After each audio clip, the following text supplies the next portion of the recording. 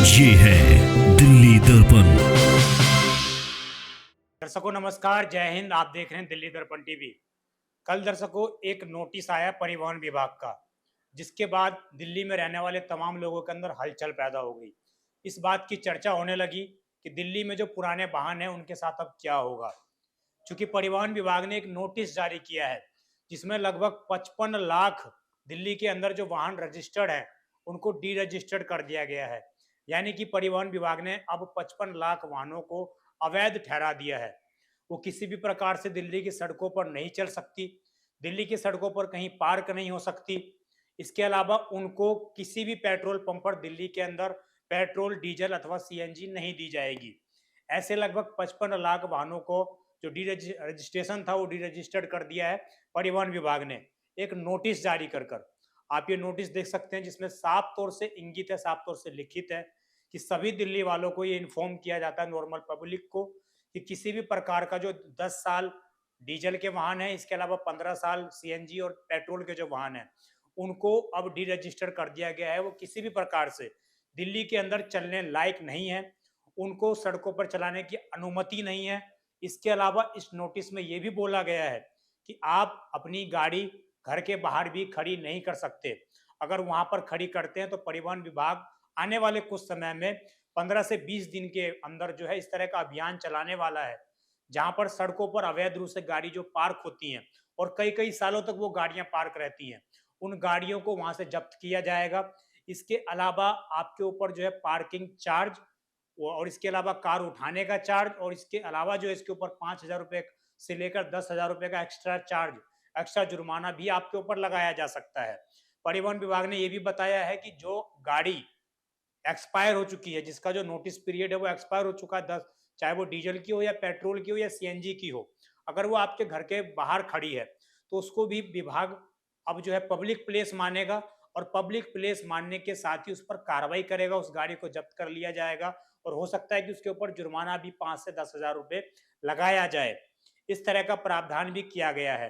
अब हम आपको बताएंगे कि आप क्या कुछ कर सकते हैं और कितने बड़े लेवल पर इससे जो है लोग प्रभावित होने वाले हैं, क्योंकि तमाम ऐसी फैमिलियां हैं जिनके पास एक ना एक ऐसी गाड़ी तो जरूर होगी दिल्ली के अंदर जो एक्सपायर हो चुकी है, जिनको अभी उन लोगों ने सेल नहीं किया या उनको स्क्रैप नहीं करवाया अथवा किसी दूसरे राज्य में उनको नहीं भेजा। इस तरह की तमाम गाड़ियां दिल्ली में अभी भी मौजूद हैं। चूंकि इनकी संख्या परिवहन विभाग के मुताबिक 55 लाख बताई गई है, तो निश्चित रूप से एक बड़ी संख्या है और दिल्ली का हर एक नागरिक कहीं ना कहीं इस समस्या से अब प्रभावित होने वाला है। तो जाहिर तौर से आपको पता होना चाहिए कि क्या क्या आप कर सकते हैं और क्या क्या आपको नहीं करना चाहिए, किन किन चीज़ों से आप बचाव कर सकते हैं कि आपका परिवहन विभाग जो गाड़ी जब्त ना कर पाए।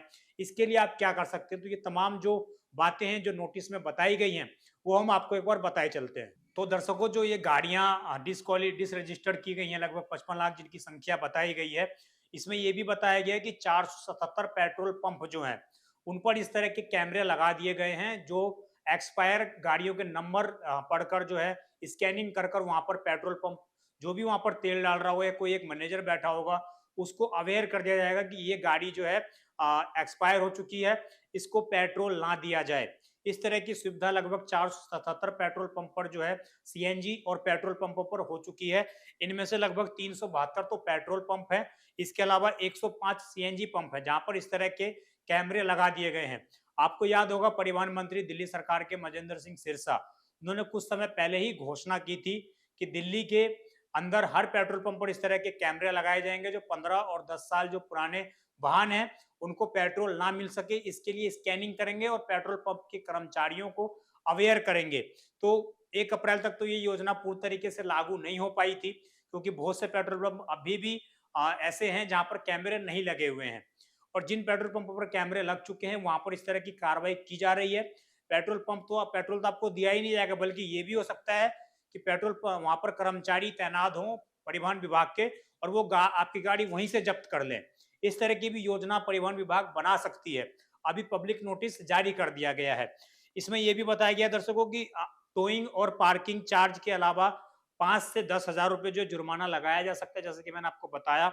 इसके अलावा घर के बाहर भी पब्लिक प्लेस माना जाएगा, यानी कि घर के दरवाजे के बाहर भी अगर आपने गाड़ी पार्क कर रखी है तो उसको पब्लिक प्लेस मानकर विभाग जो है आपकी गाड़ी जब्त कर लेगा। अब इसमें आप क्या कर सकते हैं? आपके लिए क्या उपाय है? परिवहन विभाग ने क्या कोई तरीका छोड़ा है जिससे आप बच सकते हैं, अपने गाड़ी को बचा सकते हैं?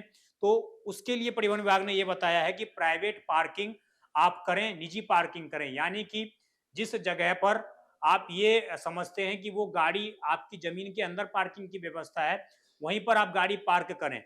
अगर आप किसी शेयरिंग पार्किंग में भी गाड़ी पार्क करते हैं, तो उसको भी पब्लिक प्लेस मानकर वहाँ से भी गाड़ी आपकी उठाई जा सकती है। आप अपने घर के अंदर कोई प्राइवेट अगर आपका पार्किंग क्षेत्र है, पार्किंग बना रखी है आपने, तो वहीं पर आप गाड़ी पार्क कर सकते हैं, तभी आपकी गाड़ी जो है जब्त नहीं की जाएगी। ऐसा परिवहन विभाग ने बताया है।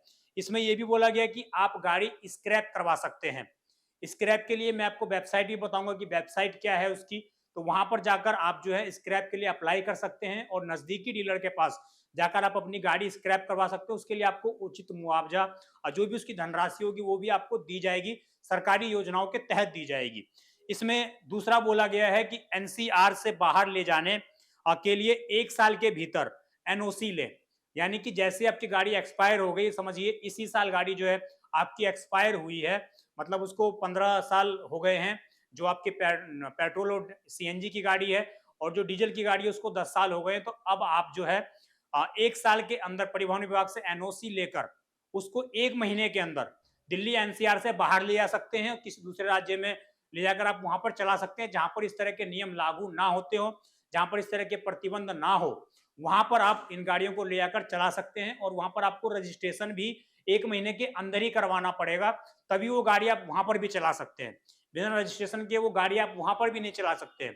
तो ये सख्ती है और ये समझने वाली एक बात है। अब एनओसी लेने के 1 महीने के अंदर दूसरे राज्य में रजिस्ट्रेशन, ये मैंने आपको बता दिया। इसमें लोगों का ये कहना है, लोग और एक्सपर्ट ये कह रहे हैं कि ये जो नोटिस आया है इस तरह का, ये पूर्ण रूप से अवैध और बिना सोचे समझे ये नोटिस जारी किया गया है। क्योंकि इसमें जो नियम बनाए गए हैं उसमें ये बोला गया है कि पुराने गाड़ियों को पूर्ण रूप से हटा दिया जाएगा, क्योंकि वो प्रदूषण फैलाते हैं, क्योंकि वो दिल्ली की हवा को दूषित करते हैं। परंतु बहुत से लोग, बहुत से एक्सपर्ट का ये कहना है कि ये जरूरी नहीं है कि पुरानी गाड़ियां ही प्रदूषण फैलाती हैं। अगर उनको सही रूप से मेंटेन किया जा रहा है, समय समय पर उनको उनकी सर्विस कराई जा रही है, तो ऐसा जरूरी नहीं है कि वो गाड़ियां प्रदूषण फैलाएंगी। अगर उनकी फिटनेस ठीक है, अगर उनके इंजन सही से काम कर रहे हैं, अगर वो धुआं नहीं फैला रही हैं, तो वो गाड़ी प्रदूषण का कारण नहीं है। तो विभाग को ये कोई पैमाना तय करना चाहिए कि जो गाड़ियां प्रदूषण नहीं फैलाती हैं उनको इस तरीके से इस नियम के तहत बैन किया जाए, बल्कि ये कि जो गाड़ी पुरानी हो गई उनको बंद कर दिया जाए। इस तरह के नियम जो है गैर कानूनी और एक तरह से तानाशाही तरीके से लाए हुए नियम है। लोगों का ऐसा कहना है और एक्सपर्ट का भी ऐसा कहना है। बहुत से एक्सपर्ट ये भी मानते हैं कि जो पुरानी, जो नई गाड़ियां होती है, जो भी 10 साल के जिनका अवधि पूरी नहीं हुई है वो नीचे हैं, उन गाड़ियों में भी प्रदूषण फैला सकती है। जिन गाड़ियों का मेंटेनेंस सही से नहीं किया जा रहा है वो भी प्रदूषण फैला सकती है। तो विभाग ये कैसे तय कर रहा है कि जो गाड़ियां पुरानी है वही प्रदूषण फैला रही है और जो गाड़ियां नई है वो प्रदूषण नहीं फैला रही हैं? विभाग ये कैसे तय कर रहा है? ये जो है एक बड़ा सवाल है कहीं ना कहीं, और लोगों के अंदर खासा इसको लेकर नाराजगी भी दिखने को मिल रही है। अब मैं आपको एक बार वेबसाइट बताए चलता हूँ कि आप किस किस वेबसाइट पर जाकर जो है क्या क्या कुछ जान सकते हैं। इसमें एक तो है परिवहन विभाग की वेबसाइट। यहाँ पर जाकर आप ये जान सकते हैं कि क्या आपकी गाड़ी भी उस लिस्ट में है। जो 55 लाख गाड़ियों के ये नंबर आए हैं उनमें आप जाकर अपनी गाड़ी का नंबर चेक कर सकते हैं कि आपकी गाड़ी का नाम भी तो कहीं नहीं आ गया अगर आपकी गाड़ी पुरानी है तो। इसमें सबसे पहली जो वेबसाइट है वो बताई गई है https और transport.delhi.gov.in। इस वेबसाइट पर जाकर आप अपना गाड़ी का नंबर डालकर चेक कर सकते हैं कि कहीं आपकी गाड़ी का नाम भी तो उस लिस्ट में नहीं है। अब दूसरा जो है इसमें ये बताया गया कि जो गाड़ी स्क्रैप करवा सकते हैं, एक ऑप्शन जो दिया है परिवहन विभाग ने, उसमें ये बताया गया कि https डॉट स्लैश और इसमें V scrap dot Parivahan dot G O V dot in slash, इस वेबसाइट पर जाकर आप अपनी गाड़ी स्क्रैप के लिए अप्लाई कर सकते हैं। और जो भी नजदीकी डीलर है वहां पर जाकर आप अपनी गाड़ी स्क्रैप करवा सकते हैं और वहां पर आपको उचित मुआवजा भी दिया जाएगा। बल्कि जो भी गवर्नमेंट की पॉलिसियां हैं, पॉलिसी के तहत आपको उसका जितनी भी गाड़ी की कीमत होगी उस हिसाब से आपको पे आउट भी किया जाएगा। ऐसी गवर्नमेंट की पॉलिसी है और ये जो है पूरी गाइडलाइन कहीं ना कहीं जारी कर दी गई है। इसमें ये हवाला दिया गया है कि ये 2024 के तहत इस तरह का नियम जारी किया गया है और इसमें हवाला ये दिया गया कि एनजीटी और सुप्रीम कोर्ट का आदेश है, इसलिए दिल्ली ट्रांसपोर्ट विभाग को इस तरह का फैसला लेना पड़ा। तो निश्चित रूप से जो फैसला आया है ये कहीं ना कहीं हर दिल्ली वालों को प्रभावित करने वाला है और 55 लाख वाहनों को पूर्ण रूप से जो है अब डिरजिस्टर किया गया। तो निश्चित रूप से कहीं ना कहीं जो पुराने गाड़ी के शौकीन हैं, जो पुरानी गाड़ी रखते हैं, उनके लिए एक मुसीबत भी आ गई है कि अब आप पुरानी गाड़ी सड़कों पर या अपने घर के सामने भी पार्क नहीं कर सकते हैं। परिवहन विभाग वहां से भी आपकी गाड़ी उठा सकता है और आपके ऊपर जुर्माना भी लगा सकता है। आपकी पूरी इस खबर पर क्या है राय, कमेंट कर अवश्य बताइएगा। आप देखते रहें दिल्ली दर्पण टीवी, मैं विजय ठाकुर, धन्यवाद। लेटेस्ट खबरों के लिए सब्सक्राइब करें हमारा यूट्यूब चैनल या फिर लॉग इन करें www.delhidarpantv.com। खबरों की कवरेज और विज्ञापनों के लिए संपर्क करें।